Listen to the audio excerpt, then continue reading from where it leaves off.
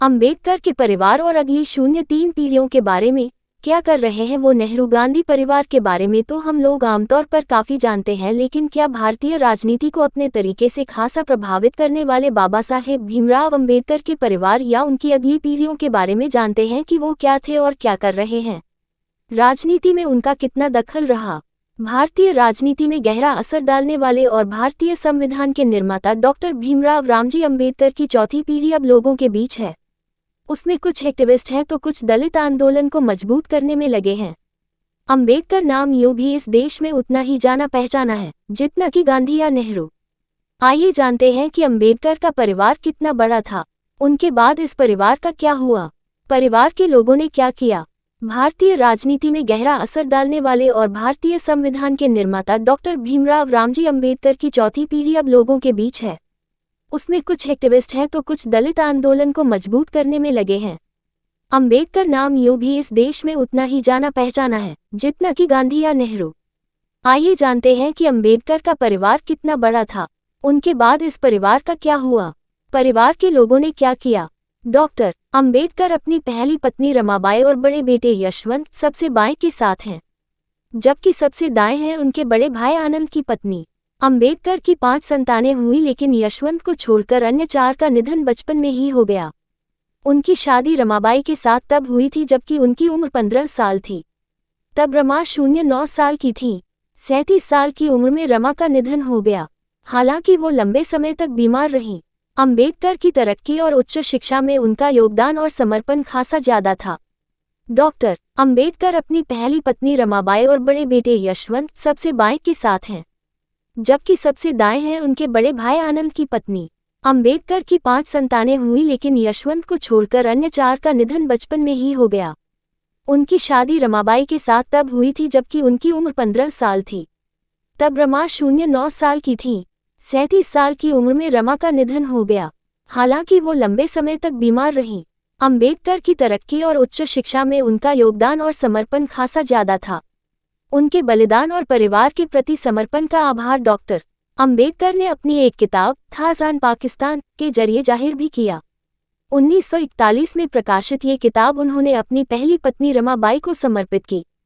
जब 1935 में लंबी बीमारी के बाद रमाबाई का निधन हुआ तो अंबेडकर ने तय किया कि अब वो कभी शादी नहीं करेंगे।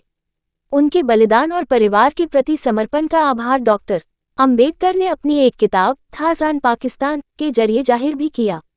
1941 में प्रकाशित ये किताब उन्होंने अपनी पहली पत्नी रमाबाई को समर्पित की। जब 1935 में लंबी बीमारी के बाद रमाबाई का निधन हुआ तो अंबेडकर ने तय किया कि अब वो कभी शादी नहीं करेंगे। ये अंबेडकर की दूसरी पत्नी सविता हैं।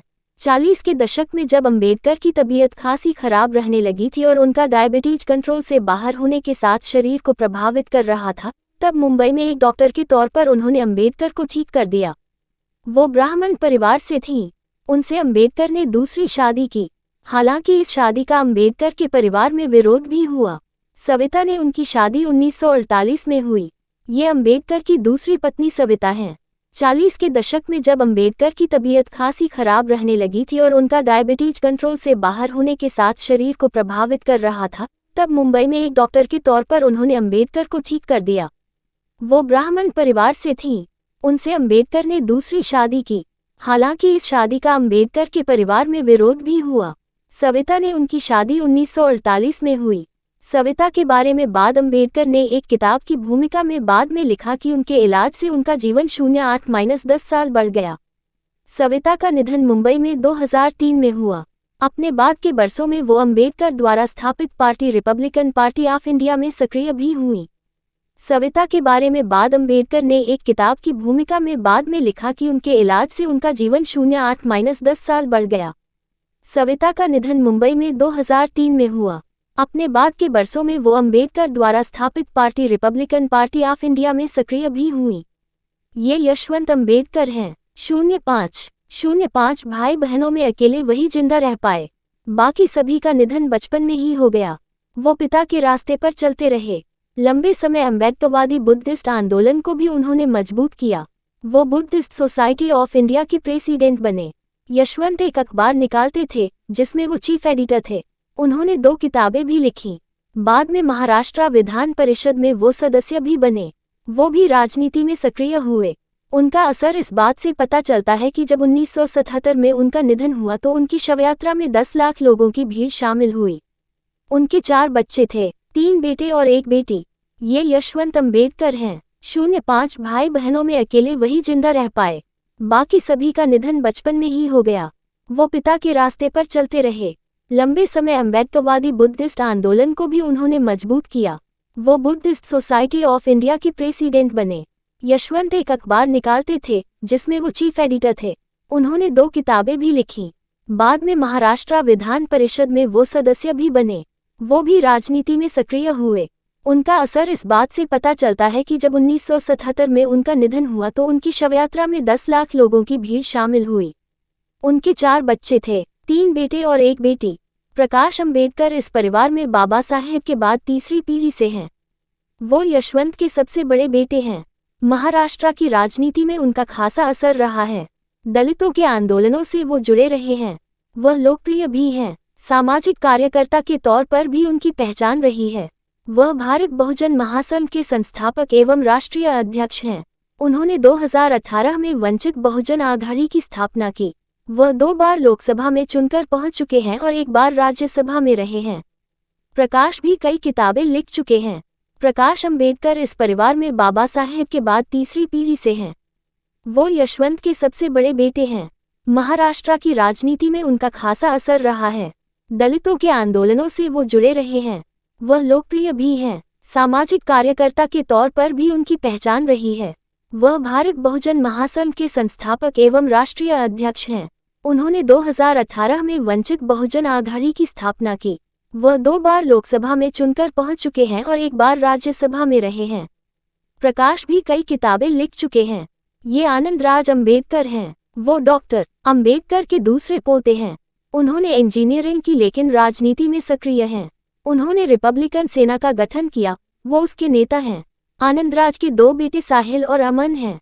यशवंत राव के तीसरे बेटे भीमराव के बारे में बहुत ज्यादा जानकारी नहीं मिलती। डॉक्टर BR अम्बेडकर की एकमात्र पोती और यशवंत राव की बेटी रमा आनंद की शादी आनंद तेलतुंबडे से हुई। आनंद गोवा इंस्टीट्यूट ऑफ मैनेजमेंट में प्रोफेसर हैं। वो कई अखबारों में कॉलम लिखते रहते हैं। वैसे इंजीनियरिंग करने के बाद उन्होंने IIM अहमदाबाद से मैनेजमेंट का कोर्स किया और फिर भारत पेट्रोलियम में बड़े पद पर थे। फिर उन्होंने एकेडमिक क्षेत्र की ओर रुख किया। वो देश की जाति व्यवस्था पर काफी कुछ लिखते रहे हैं।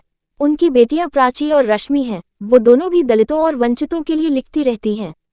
डॉक्टर अम्बेडकर की चौथी पीढ़ी का प्रतिनिधित्व सुजत के साथ उनके कई कजिन करते हैं। 26 साल के सुजय इन दिनों ट्विटर पर काफी सक्रिय रहते हैं। वो जनसभाएं करते हैं जिसमें काफी भीड़ जुटती है। उनके कली बाल भी उन्हें अलग ही लुक देते हैं। दलितों और वंचितों के लिए करीब 3 साल पहले उन्होंने एक वेबसाइट शुरू की जिसमें वो उन्हें ताकत देने का काम करते हैं। प्रकाश अम्बेडकर के बेटे सुजत राजनीति में पिता का साथ दे रहे हैं। वैसे वो फर्गुसन कॉलेज से पत्रकारिता की डिग्री ले चुके हैं। कॉलेज में वो रॉक बैंड के भी सदस्य थे। डॉक्टर अम्बेडकर की चौथी पीढ़ी का प्रतिनिधित्व सुजत के साथ उनके कई कजिन करते हैं। 26 साल के सुजय इन दिनों ट्विटर पर काफी सक्रिय रहते हैं। वो जनसभाएं करते हैं जिसमें काफी भीड़ जुटती है।